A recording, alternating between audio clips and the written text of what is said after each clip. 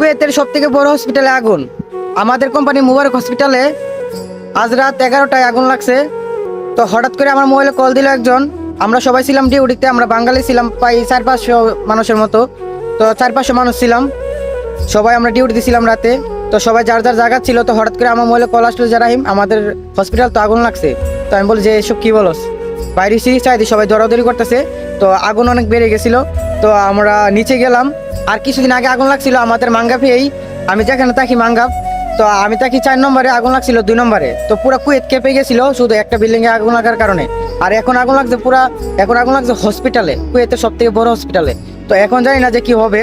আমাদের দোয়ায় আমরা সবাই সুস্থ আছি বা আমরা ভালো আছি।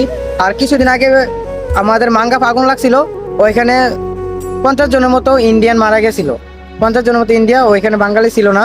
তো অনেক খারাপ লাগছে। আর ইন্ডিয়া তো বাঙালি, আমরা যেমন ইন্ডিয়াতে কি আমরা পাশাপাশি এলাকা, তো ইন্ডিয়াও ওরা বাঙালি। তো 50 জন মারা গেছিল। আর এই হসপিটাল আল্লাহ সবাইকে হেফাজত করছেন, কারণ আপনাদের দোয়া আছে সকল প্রবাসীদের উপর। তো এটাই, সবাই আমাদের জন্য দোয়া করবেন, আল্লাহ যাতে সবাইকে সবসময় হেফাজত করেন।